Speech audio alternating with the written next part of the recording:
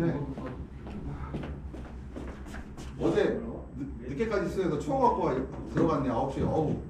추웠어요 많이. 어제 막 겨울이더라고. 영환아, 준성이는? 아, 승우형도 가고 있어. 오늘은 저기 차가 버스가 안 와서 제 차로 몇 명 타고요. 산산이 올 거예요. 이제. 네, 오고 그다음에 저도 차 있죠. 그래서 새 차로 세대로 해서 나눠 가죠. 오늘 저기 어제 축제 때문에 기사분들이 쉬신대요. 그러면 그래서 10시 한 40분 우리 마음 시간 조절하면 되니까 오늘 가서 유인해야 돼요. 지난번 유인 안 했잖아요. 유인 저 고래만 달아놨는데 유인 좀 하고 그다음에 점검하고 오늘은 금액관리법 비교 및 선택인데요.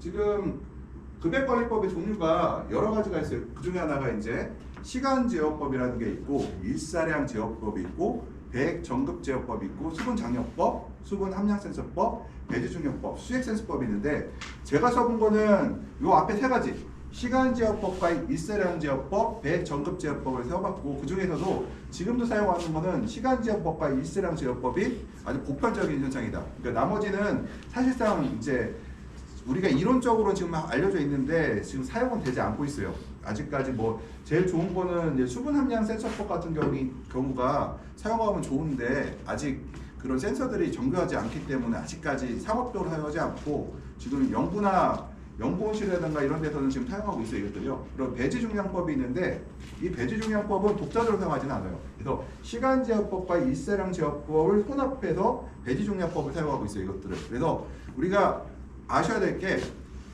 우리가 물을 주는 방법은 이렇게 종류가 있는데 단일 방법을 사용하지 않고 여러 가지를 혼합해서 사용한다. 그 중에서도 일사량 제어법이 이제 가장 기본이고요. 그 다음에 여기다가 시간 제어법과 배지 중량법을 혼합해서 사용하고 있다고 보시면 돼요. 특히 배지 중량법 같은 경우는 우리가 이제 뭐라고 해야 되나? 제가 배지 들어보죠.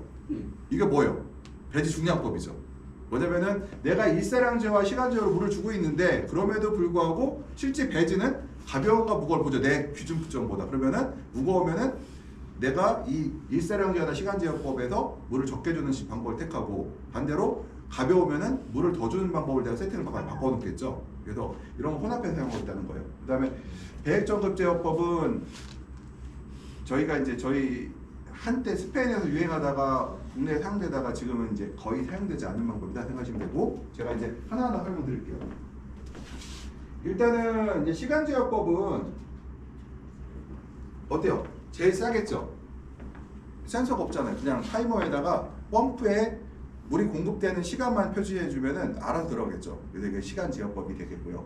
굉장히 간단하고 이제 뭐 여기서 이제 복잡하지 않기 때문에 관리의 우연성이 적다라고 되어 있는데 이 관리의 우연평이라는 뜻은 세팅값을 이상하게 설정할 리는 없다는 거죠. 잘못 설정할 리는. 근데 좀 위험한 방법이죠. 사실은 우리가 운영 측면에서. 왜 그러냐면은 비 오는 날이라든가 구름 낀 날에 맑은 날과 똑같은 물량이 들어가 버리잖아요. 그러면 스패날 확률이 되게 높아져요. 그래서 우리가 타이머 시간제어법을 쓸 때는 항상 방향을 확인하면서 우리가 체크를 하셔야 돼요. 그러니까 내가 온실에 남아 있어야 된다는 얘기죠. 계속. 근데 내가 예를 들어서 토요일에 결혼식장이 있어요. 근데 아침에 맑았어. 그래갖고 일기예보도 비가 안 온다고 하길래 어디 서울에 올라갔네? 아침에 올라갔는데 비가 오는 거야. 막 하루 종일. 그럼 어떻게 돼요? 비가 광이 없는 거하고 상관없이 계속해서 물이 들어가죠. 그러면은 습해가 날 확률이 올라갔겠죠. 습해가 난다가 아니에요. 항상 저희가 얘기할 때 확률이 올라간다. 확률이 올라가면 안 되잖아요. 우리가 확률을 줄이려고 노력해야 되기 때문에. 그래서 일사제어법은 현재 가장 안정지구 사용되고 있으면 시간제어법과 병용한다. 왜 시간제어법과 병용하냐면요. 일사량제어는 분명히 우리가 알고 있죠. 뭘 알고 있어요? 식물이 물을 흡수하는 거는 증산량은 뭐에 의해서 결정나요?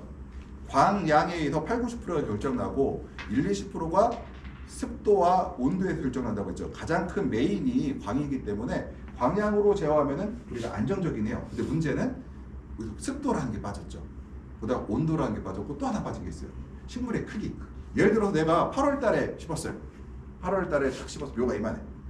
뭐 9월까지 해서 이만큼 컸어. 근데 요만한 키가 허리만한 식물치하고 키가 한 요 천장에 닿을 정도의 키가 있는 식물치하고 누가 더 물을 많이 요구해요? 같은 광량에서 당연히 키가 큰 것들이 많이 오가죠. 그러면은 이 일사량 제어법으로 통제할 수 있는 게 그게 안 되죠. 식물의 크기라든가 온도라든가 습도가 이 통제가 안 되죠. 그래서 우리가 이것까지 감안해야 하는 것들을 우리가 얘기를 하는데 일단은 그래서 제가 뭐래요? 무게를 들어보잖아요. 이거를 실제로 식물이 얼마큼 물을 먹었나. 그래서 일사량 제어법은 가장 많이 사용되는 방법이기도 하고 그리고 상대적으로 좀 저렴해요. 그러니까 시간 제어법보다는 비싼데 얘하고 얘 차이가 한 200만 원 차이 날까요? 많이 차이는 안 나요. 200만 원. 시간 제어법만 사용할 수 있는 양액기가 있고 모터랑 다 똑같다고 하면은 프로그램하고 센서 값 해봐야 200 정도밖에 차이가 안 나요. 그래서 저희는 일사량 제어법을 기본적으로 해야 된다. 그래서 우리 학생들은 나중에 내가 창업을 하든 어디를 하게 되면은 일단은 일사제어법을 기본으로 하셔야 돼요. 왜냐면 그게 안전하거든요, 이것들이요. 시간제어법은 너무 불안하다.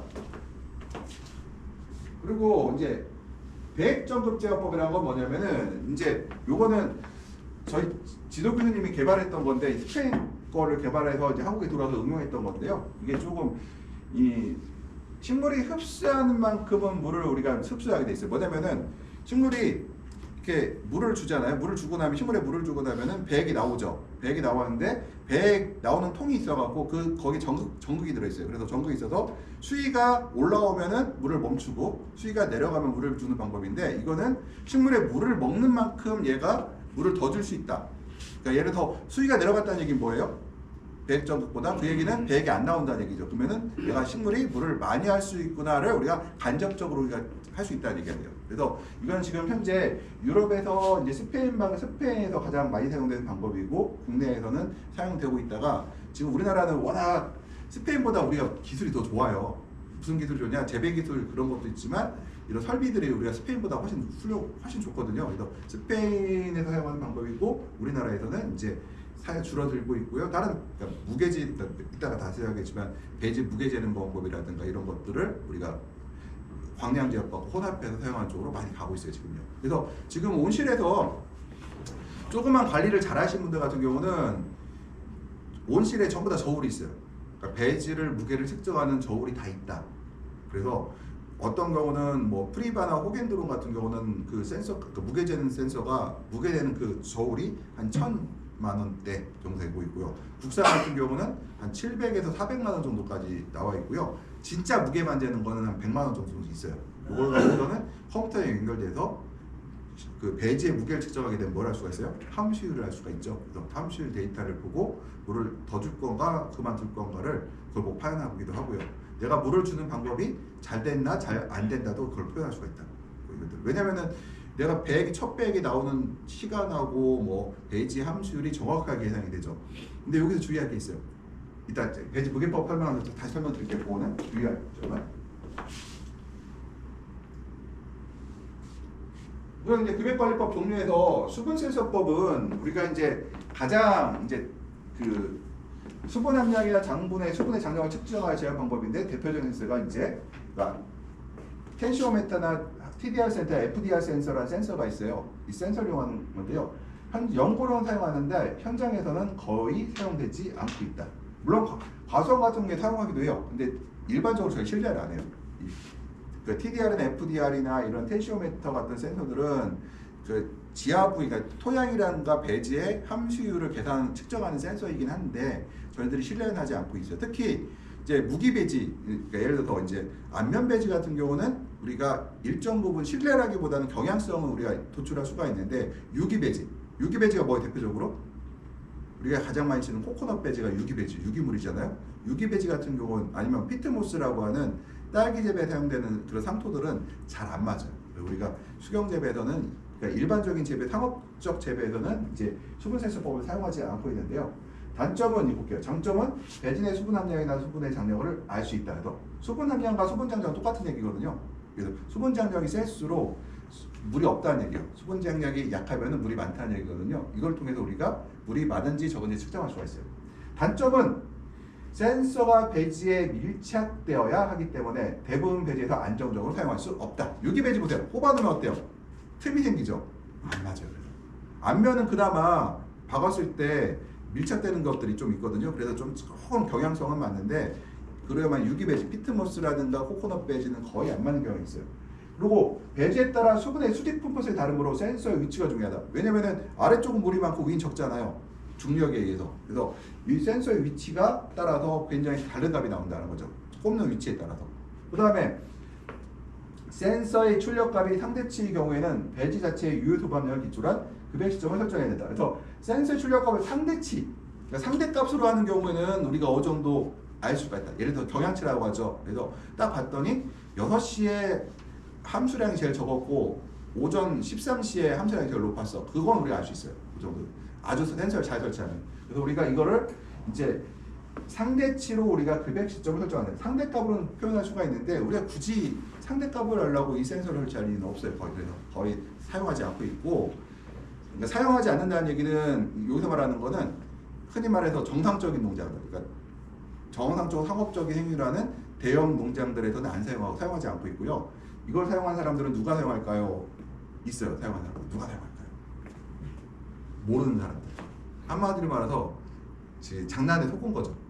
이게 맞다고 생각하고 그런 사람들이 있어요. 근데 저희가 볼 때는 전혀 안 맞거든요. 왜냐면 그게 맞은 것 같으면은 우리가 무게 재는 법 했죠. 일단 무게 재는 거에 사진을 보여줄 수가 있는데 굉장히 고가이기도 하고 관리가 힘들어요. 이건 쉽죠, 관리가. 싸고 관리가 쉬운데 이걸 사용하지 왜 비싸고 관리가 어려운 무게법을 사용할까요? 그거는 당연히 안 맞으니까 우리가 무게법을 사용한 거거든요. 그건 제가 25년 전부터 이 수분장려법에 대한 얘기는 있었는데 저희가 그때부터 지금까지 계속 사용하지 않고 있어요. 그다음에 센서 값은 국부적 상관하는데요. 이 값이 전체를 대변해야 한다. 이를 위하여 복수의 여러 개 센서를 사용하거나 구역별 제어를 하여야 한다. 근데 이거 그러니까 많이 달아야 된다는 얘기인데 그 위치마다 다 엄청 달라요. 그러니까 편차라는 게 존재할 수는 있는데 센서 배지 하나에 센서를 꼽는 위치에 따라서 함수율이 다 달라져요. 그래갖고 우리가 그래서 신뢰를 못해요. 센서의 수명, 가격 배지의 밀착성, 배지 내 수분 함량을 이유로 고형 배지에 안심하는 수분 측정기를 구하기 어렵다. 그래서 아직까지 개발이 안 되고 있어요. 개발은 뭐 됐다고 하는데 저기서 말하는 그 TDR이나 텐시오메터 센서는 제가 처음 수경 재배를 시작했던 25년 전에도 있던 센서거든요. 근본적으로 바뀐 게 없어요. 그래서 수분장려법은 수분센서법은 잘 우리가 사용하지 않고 아주 일부 과학적, 그러니까 연구를 할 목적으로 할 때 특정 무기 배지에 사용하는 경향들이 있다는 거예요. 그다음에 수분센서법을 사용하는 배지가 이제 그로단은 사용하고 있어요. 그로 센서라는 센서가 있는데 수분 센서법이거든요. 그거는 그로단은 안면 보여드렸었나요? 안면 보여줄까요? 잠깐만요.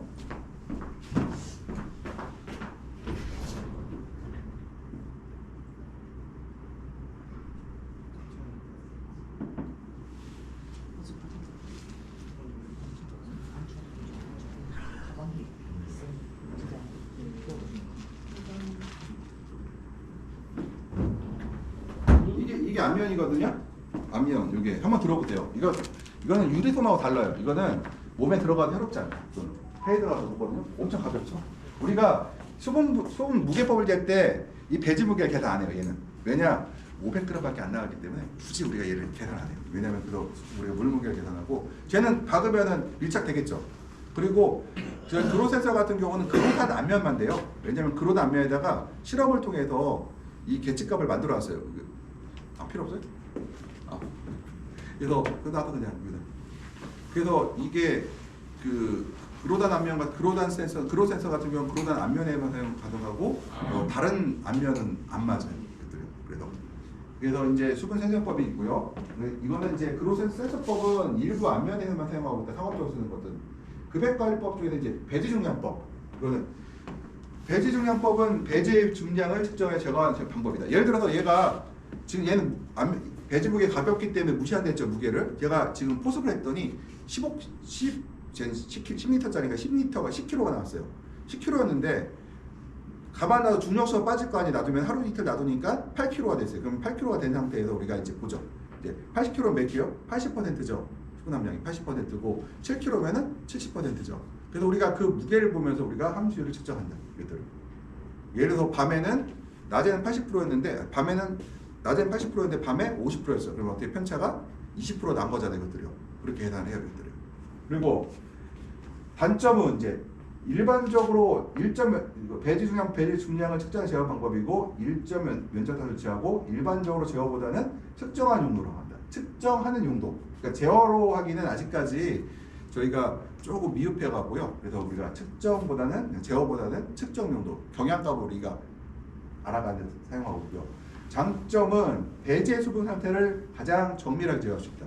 그래서 제가 무게를 항상 들어보는 이유가 지금 습해가 나거나 습해가 제일 위험하죠. 그다음 건조해가 나타날 수가 있기 때문에 항상 우리가 배지의 함수율을 측정하고 있거든요. 계속해서. 그다음 단점은 작물의 무게에 따라 조정을 해야 하고요. 작업에 오작동의 염려가 있고 겨울에 열화가 있기 때문에 주의해야 된다 했는데 요거는 그냥 하는 얘기고 제가 보는 제일 단점은 가격이 비싸다. 그리고 우리가 이제 하나를 달 수가 없잖아요. 한 개를 달 수 없는 이유가 한 개 갖고 대표가를 만들기 어려우니까 보통 우리가 두 개, 세 개를 달거든요. 그러면은 아까 말씀드렸듯이 국산에서 조금 좋은 거는 700만 원 정도 하고 한대. 보통 이제 웬만한 게 400만 원대 초반대고요. 그다음에 제일 싼 게 100만 원이거든요. 그러니까 저울 흔히 말해 저울 무게만 재는 게 한 100만 원 정도 하는데 가격이 비싸죠. 700만 원짜리 설치하면 세대 설치하면 2,100만 원이잖아요. 이거들은. 가격이 비싼 단점이 있어요. 제가 볼 때 제일 단점은 바로 돈이에요. 돈 문제.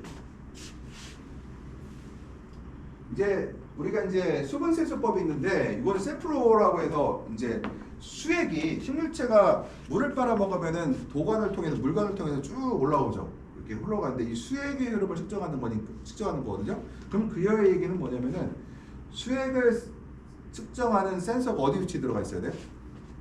식물체 안에 박아야 되지, 안에다가. 그러면 일단 식물 안에 박아서 사용하는 거고요. 지금 연구용으로 사용하고 있는데 현장에서는 거의 사용되지 않고 있다 이렇게 생각하시면 돼요. 저도 이게 세플로가 한 20년 전에 그때 이게 나왔었거든요. 그래서 처음 나온 건 줄 알았더니 저희 지도 교수님이 대학원 시절에도 있었대요.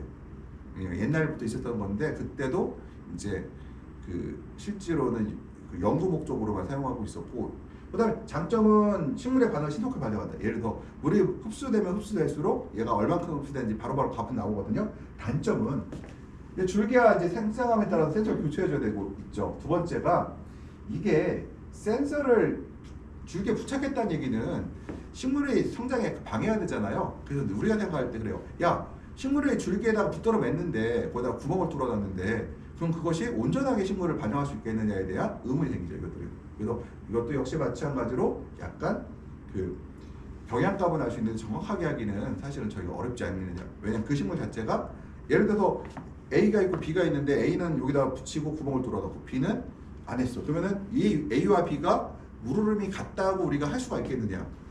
그럴 수가 있죠. 그것들은. 그리고 하나가 있어요. 고가이다. 그리고 고가인데 수명이 길면 좋거든요. 얘가 되게 작을 거 아니에요. 수명이 길을까요? 그게 짧겠죠. 그러니까 저희가 할 때는 아직 이거는 수액 센서법 같은 경우는 사용을 상업적으로 사용하는 경우는 없는데 조심하세요. 유튜브에 팔고 있어요. 그래서 조심하셔라. 우리 옛날부터 있었는데 사용하지 않고 있고. 그리고 또 하나 연구 목적으로 사용한다고 돼 있잖아요. 저는 연구 목적으로 사용했을까 안 했을까 저거를. 저는 안 해요. 왜 안 하나? 저는 그러니까 저희 이쪽 시설원회 쪽에서도 가장 그 현장하고 뭐라고 하죠? 현장 실용 쪽 연구만 했었던 사람이거든요. 안 써요. 왜냐면 저게 그러니까 저희는 해도 그러니까 실제 농장에서 통제 가능한 센서들을 사용하고 있는 센서를 사용했지 저건 안 해요. 왜냐면 저건 한두 폭이 한 10폭이 15폭이 시할 때 저기 맞는데 저같이 300평 400평 뭐 그게 2000평을 실험하는 사람한테는 안 맞거든요. 저게. 그래서 저는 저걸 사용한 적이 없어요. 그러니까 이 연구 중에서도 식물 생리에 등 아주 그 정밀하게 연구하시는 분은 사용하는데 저같이 러프하게 해서 실용적 연구를 했던 사람들은 이걸 안 쓰고 있거든요. 이것들을. 저희 지도 교수님도 이걸 쓰지 옛날에 사용했지. 뭐 제가 만난 처음 그 교수님 만난 지가 벌써 2008년도에 만났으니까 한 16년 됐죠. 16년 동안 저런 거 본 적은 없어요. 저런 것들이. 예. 이런 수액 센서도 있는데 유튜브에서 팔고 있으니까 조심해라. 급액발효법의 이제 선택 방법인 선택에 대해서 얘기할 때요. 일단은 여러 가지 방법이 있잖아요. 그래서 우리가 선택에 고려할 사람들이 있어요. 누구나 최선의 방법은 없는데 최선의 방법은 있긴 있죠. 제일 많이 쓰는 방법 쓰면 돼요. 제일 많이 쓰는 게 뭐예요? 광량을 중심으로 해서 타이머법과 무게법을 겸용해 두고 있잖아요. 이게 가장 보편적으로 쓰는 방법이에요. 가장 뭐라고 하죠? 전문가들 쓰는 방법이거든요. 실제로. 일단은 이제 적용 가능한 작물 및 장비 형태가 있는데요. 예를 들어 배진의 배양의 함량이 영향을 다르게 받으므로 이에 민감 작물에선 정밀한 제어법을 사용하시 발행하나 둔감한 작물에는 저렴한 제어법을 사용하는 경우도 충분히 있다. 그래서 우리가 키우는 작물들은 둔감해요? 아니면 정밀해요? 예민해요? 둔감해요. 굉장히 둔감해요. 토마토, 오이, 파프리카, 딸기 다 둔감해요. 그러니까 우리가 편차를 60%나 65%나 같다고 봐요. 왜냐면은 내가 온실에서요 무게법으로 65% 나왔어. 그러면 다른 배지들은 65%일까? 아니에요. 60%, 70% 왔다 갔다 해요. 그러면은 같이 자라잖아요. 그걸 봤을 때 어때요? 둔감하다는 얘기죠. 만약 65%, 65, 60 차이인데 차이가 편차가 크다 그러면 이 얘기는 예민한 뜻이잖아요. 근데 우리가 흔히 사용하는 이제 어떤 특수한 작물을 모르겠어요. 근데 우리가 재배하려고 하는 토마토나 오이나 딸기나 파프리카나 이런 것들은 둔감하니까 그냥 아까 말씀드린 일반적인 거 사용하시면 되고요. 그 다음에 순환 여부에 따라 제어 정책이 달라있다. 순환식의 경우에는 배액의 손실이 없으므로 과습배가 적은 작물에는 시간 제어법으로 충분히 경우가 있다. 뭐냐면은 배액의 손실이 그러니까 순환 여부에 따라 달라지는데 순환식의 경우에는 배액의 손실이 없으므로 과습배가 적은 작물에서는 시간 제어법으로 충분한 경우가 있다. 뭐냐면은 우리가 이제 그 토마토나 오이나 파프리카는 습해에 굉장히 약하다고 했어요. 근데 사용하기가 시간 제어법은 굉장히 단점들이 있다고 하는데 예를 들어서 이제 상추 같은 거, 상추 뭐 이런 건 습해에 좀 강한 편이거든요. 이런 것들은 타이머법으로도 가능하다는 거고요. 딸기도 토마토나 오이나 파프리카에 비해서 습해에 좀 강한 편이에요. 그렇지만 그렇다고 해서 이제 걔도 그 타이머법으로 사용하면 안 되겠죠. 아무튼 조금 강한 편이다. 그러다 보니까 딸기 하신 분들은 타이머 방식을 많이 쓰고 있어요. 왜 타이머 방식 쓸까요? 제가 업체분들한테 물어봤더니 이런 얘기를 하시더라고요. 왜 타이머법과 방향세수법이 뭐 200만 원밖에 차이 안 나는데 너 2억짜리 공사하면서 왜 200만 원 아끼려고 안 하니? 그랬더니 이런 얘기를 하세요. 토마토나 오이 하시는 사람들은 방향제어법에 대한 이해도가 높아서 잘 하시는데 딸기 하시는 분들은 이해도가 낮아서 계속 전화한대요. 계속 전화로 계속 전화 온대요. 물 안 들어갔다고. 그래서 자기가 귀찮아서 안 해준다. 그래서 딸기조차도 습해에 강한 토마토나 오이, 파프리카에 비해서 그래서 습해에 강하다고 해서 습하게 관리하는 뜻은 아니에요. 상대적으로 강하지만 그런 이유로 인해서 타이머법을 사용한다. 그러니까 뭐예요? 딸기도 실제는 방향제어법을 쓰는 게 맞죠. 근데 그분들 얘기로는 귀찮으니까. 그리고 옛날에 토마토하고 오이 같은 경우도 방향제법을 안 했어요. 타이머법을 쓰다가 이제 어떻게 해요? 수경재배 역사가 토마토와 오이는 역사가 어떻게 돼요? 제가 시작한 지만 26년 됐으니까 저희 지도 교수님까지 하면 뭐 40년 우리네 들어온 지 넘었거든요. 그러다 어때요? 이미 토마토, 오이, 파프리카 하는 사람들 수준이 쫙 붙었어 위에. 거의 유럽하고 똑같아졌거든요. 딸기는 인지 시작했죠. 그러니까 옛날에 토마토 초창기 모습이 아닌가 이런 생각이 들어요. 그 다음에 제어 방식이 고치원적일수록 방법이 어려울 수 있다. 그래서 사용방법을 숙지할 수 있어야 한다. 예를 들어서 이제 고치원 방법이 뭐냐? 우리가 가장 많이 쓴 건 광량제어법이잖아요. 근데 일부 기계는 이렇게 들어있는 게 있어요. 뭐냐면은 뭐 네타핌이라든가 이런 기계에는 영양값을 넣을 수가 있거든요. 예를 들어서 100줄에 100cc를 주는데 100줄마다 100cc를 주는데 습도가 50% 이하일 때는 플러스 10을 더해라. 이렇게 줄 수 있어요. 아니면은 내가 100줄에 100cc를 주는데 광량이 100W 이하일 때 200W 이하일 때는 뭐 저기 뭐 습도가 뭐 70% 80%일 때는 100%를 주는데 50%일 때는 20% 더해주고 뭐 이런 식으로 광량제어법이 돼요. 습도 영향값을 넣을 수가 있고 그다음에 온도 영향값이라는 게 있거든요. 예를 들어서 20도, 25도일 때는 그냥 주는데 30도가 넘어갈 때는 뭐 10%를 더해서 줘라. 이렇게 가감할 수 있는 기계들이 있어요. 그런 센서들, 그런 양익 기계들이 있어요. 그러면은 우리가 그런 기계들은 비싸거든요. 그러면은 그런 기계를 샀는데 1,500만 원짜리, 1,800만 원 주고 그걸 샀어. 근데 그런 기능이 없는 국산 기계는 1,200만 원이야. 근데 내가 광량 그거죠. 그 습도 영향값과 온도 영향값을 내가 이해를 못하고 있어. 그러면은 쓰면 그걸 내가 1,800만 원 주게 되면 어떻게 돼요? 600만 원짜리 600만 원의 손실이 발생하잖아요. 이것들이요. 이런 경우에는 이제 복잡한 거를 쓰지 않을 수도 있다는 얘기를 해요. 간단한 광량 제어나 무게법 정도만 이해를 해도 사용할 수 있는 걸 사용해라. 그래서 지금 후겐드론이라든가 프리바 컴퓨터에서는 굉장히 이런 복잡하게 제어할 수 있는 방법들이 많거든요. 아마 제가 환경제어법 설정할 때 그 얘기를 아마 내년 제가 2학년 1학기 때 1학년 1학기 때 환경제와 관련해서 수업을 했었잖아요. 그때 내가 얘기는 했었어요. 근데 그 자세한 내용은 제가 따로 다시 한번 수업할 때 하려고 제가 수학 겉핥듯이로 지나갔었거든요. 거기서 환경제에 그런 얘기가 나와요. 그러니까 영양값이라는 게 나와요. 그러니까 주가 메인 영양값이라 메인은 광량이다. 광량이고 영양값은 온도나 습도가 영양값이 되죠. 거기다 플러스 마이너스 가감해주고. 그리고 우리가 이제 배진의 수분 함량은 피드백으로 해서 언제나 최적 조건을 유지하는 좋은데 타이머나 일사량의 방식은 어디까다 간접적인 제어 방식이다. 간접이죠. 뭐예요? 내가 식물이 얼마 먹었는지 몰라. 뭐예요? 바로 타이머나 일사량은 하는 시간에 따라서 식물이 한 시간에 이만큼 물을 먹을 거야 준 거고 일사량은 식물이 일사량이 이만큼 되면 얼만큼 물을 먹을 거야 준 거죠. 이게 뭐예요? 식물이 실제로 물을 먹는 거와 관계없이 간접적으로 내가 추산해서 계산해서 물을 준 것이 바로 일사량과 타이머 방식이에요. 그러면은 우리가 이제 급액 방법들은 컴퓨터로 와요. 직접 제어하는 가격이 높은 결점이 있어 생산 관계에 알맞은 방식 택해야 돼요. 직접 제어에 뭐가 있어요? 세플로어 방식 있죠. 물을 먹는 만큼 나오잖아요. 그다음 또 하나 뭐가 있어요? 무게법. 무게가 뭐예요? 실제로 증산량이 많아지면 배지가 가벼워질 거 아니에요. 그러니까 태양광하고 필요 없어. 태양광하고 내가 습도하고 온도를 따로 식물체의 성장 크기까지 파악하지 않아도 배지가 가벼워졌다는 얘기는 물을 많이 합쳤다는 거죠. 그래서 그걸 보면서 우리가 판단하는 걸 우리가 직접 제어라고 해요. 실제로 물을 얼만큼 먹었냐 판단하는 게 뭐예요? 바로 그 배지 무게법이 대표적인 사례가 되겠죠. 세플러 방식도 있고. 근데 상업적으로 사용하는 거는 배지 무게법을 사용하고 있으니까 배지 무게법이 상업적인 대표적인 사례가 돼요. 그러면 우리가 직접 제어법으로 제어를 하려면 너무 비싸요. 그리고 지금까지 시스템이 완벽하게 나온 게 없어요. 그러니까 어때요? 가격이 싼 간접 제어법인 광량 제어법을 사용하고 우리가 보조적으로 직접 제어법인 무게를 측정하는 방법을 생각하고 있죠. 그래서 제가 배지에 무게를 드는 것보다 간접 제어와 직접 제어요. 직접 제어죠. 예. 내가 간접 제어를 했는데 실제로 물을 얼마나 먹었는지 내가 알 수가 없으니 배지의 무게를 측정해서 우리가 직접 측정한다 이것들이요.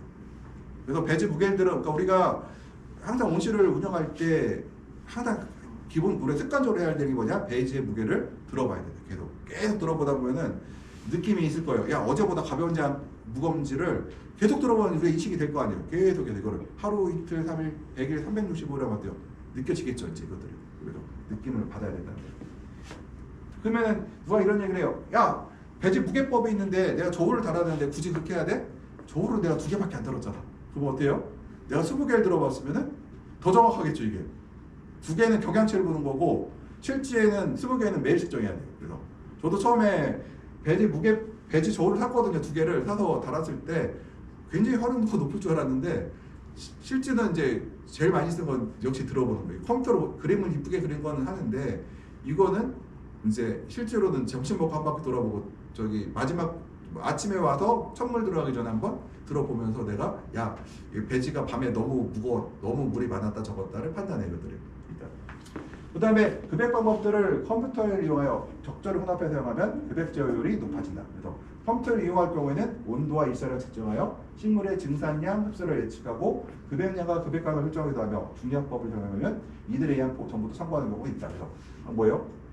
간접법을 사용하지 중량법을 겸용하라고 저희가 얘기를 하고 있어요. 제일 중요한 게 이 중량법이에요. 이게 사고 예방하기 사고 예방.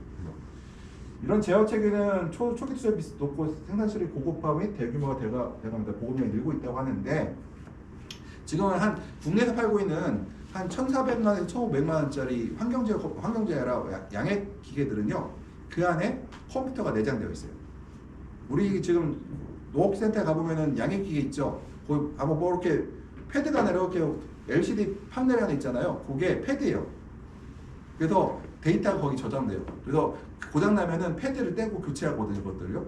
그래서 패드가 내장, 패드는 뭐 컴퓨터잖아요. 그래서 이렇게 해서 이제 각 양액 기계들이 각자 컴퓨터가 들어있는 경우가 있고 국산은. 그다음에 호겐돌이나 프리바 같은 경우는 컴퓨터에 그러니까 이거는 양액 기계가 있고 양액 기계는 머리가 없어요. 그냥 펌프만 있고 이 컴퓨터에 이 시스템을 제어하는 시설이 들어있죠. 국산은 양액 기계 자체 내에 컴퓨터가 내장되어 있다. 그래서 한 1,400에서 1,500 정도 되면은 컴퓨터가 내장되어 있는 이런 양액기를 구입할 수가 있어요. 그래서 혹시라도 이제 창업을 하거나 어떻게 될 때는 하실 때는 컴퓨터가 내장되어 있는 걸 사용하는 게 좋다. 왜냐면은 과거 데이터를 확인할 수가 있거든요. 1년치라든가 이렇게 확인 가능하고요. 또 안에다가 와이파이 설치하게 되면은 이제 원격으로 제어까지는 모르겠지만 원격으로 나의 그 양액기가 제대로 돌아가 있는지도 쳐다볼 수가 있거든요. 얘들이요.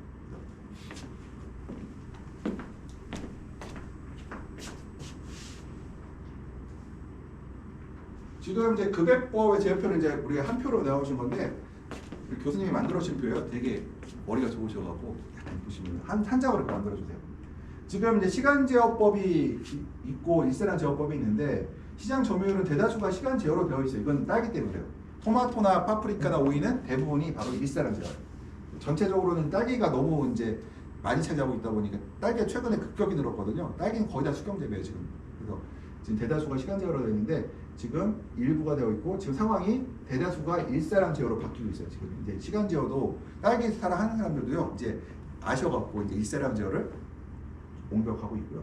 배지의 수분 안전성 같은 경우는 보게 되면 극히 이제 불안정. 왜냐면은 오늘 예를 들어서 오늘 흐려서 양액기를 꺼놨어요. 그리고 어디 저기 친구들마다 나갔다 왔는데 갑자기 해가 떴어. 그럼 어떻게 해요?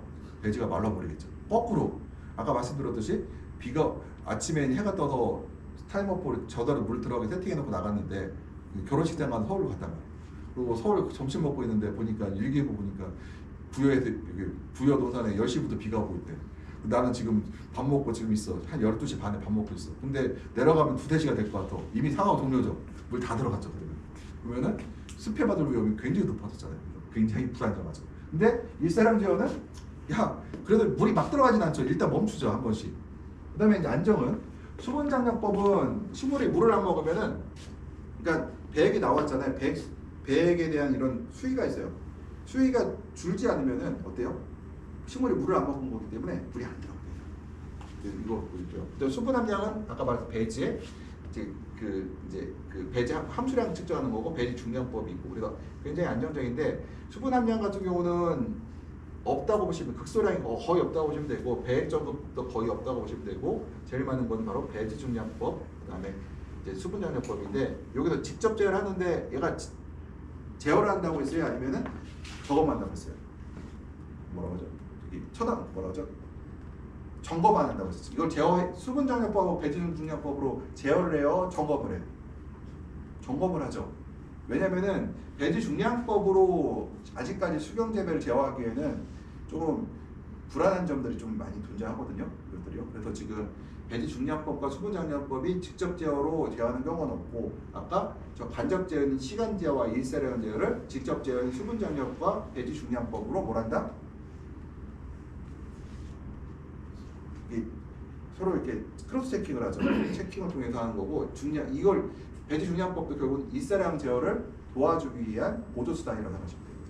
왜냐하면 일사량 제어가 한계가 있기 때문에 실제로 일사량이 식물의 물을 흡수하는 걸 일치하지 않기 때문에 이걸 맞춰준다는 거죠. 예를 들어서 배지 중량이 무거워 그럼 어때요? 일사량 제어에서 값을 물이 덜 들어가게 수정하죠. 예를 들어 100줄에 100cc가 들어갔더니 무거워 그러면은 100줄에 아니면 150줄에 100cc 들어가면 어떻게 돼요? 배지가 가벼워지겠죠. 반면에 100줄에 100cc를 했더니 배지가 가벼워지고 있어요. 그럼 어떻게 해요? 70줄에 100cc를 하게 되면은 물이 배지가 무거워지겠죠. 이렇게 한다는 거예요.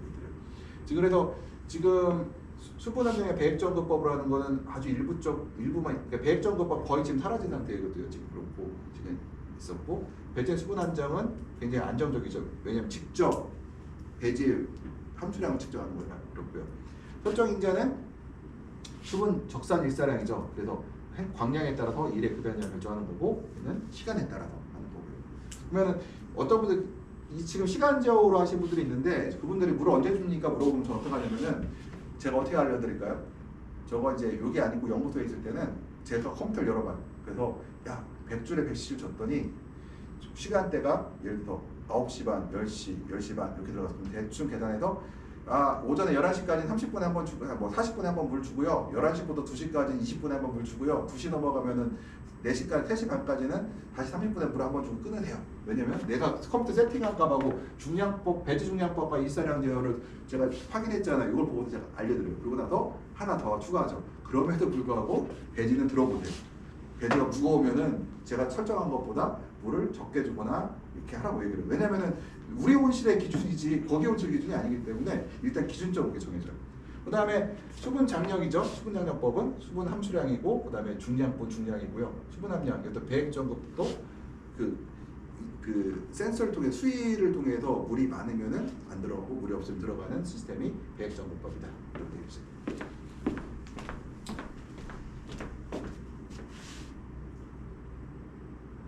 이제 제어법의 난이도를 보게 되면은 우리가 여기까지 하고 잠깐 쉴게요. 일단은 그 간접 제어는 저가이고 그 다음에 가격은 이제 보게 되면은 제어 단위는 그러니까 가격이 아까 보면은 간접 제어에서 광량 제어법은 고가이고요. 그 다음에 그 타이머법은 저가이죠. 그래서 제일 싼 게 바로 이 타이머법이 되겠고 그 다음에 고가는 보게 되면은 이제 벨지 중량법 같은 경우 이게 여기다 올려놨어야 돼. 하나 줄에 빠졌네요. 여기다 썼어야 되는데 일단은 중량법 같은 경우에 굉장히 비싸고 고급 기술이죠. 그 다음에 그 설치 난이도 보게 되면은 그래서 다공질 배지에도 불과하고 다공배가 어렵고 농작업 시에 이제 배지에 저울을 달아놓다 보니까 항상 이 배지 우리도 저 센터 가면 있죠. 올려놓은 거 있잖아요. 그 위에 이렇게 달아놔야 되거든요. 그다음에 주위 센서 관리해야 되고 그래서 지금 일단은 이 아까 말했던 위에 방법들 있죠. 이거를 보게 되면은 이 다공질이잖아요. 그래서 보게 되면 이 수분 장력법과 수분 함량 측정하는 이 센서들은 바로 이런 다공질 배지에 사용이 안 된다. 그래서 펄라이트라든가 코이어에서는 사용이 불가능하다고 생각할 수가 있어요. 그리고 사용할 수 있는 것들, 이 수분 센서법 같은 경우는 사용할 수 있는 것이 바로 이제 그 안면 배지에서만 사용이 가능하다고 있어요. 이것들은 지금 현재 사용하는 것 중에서. 그래서 시간 제어법을 이제 여기서 잠깐만 10분만 쉬었다가 하고 잠깐 50분에 들어오세요. 50분에 소리 할게 하나 있어.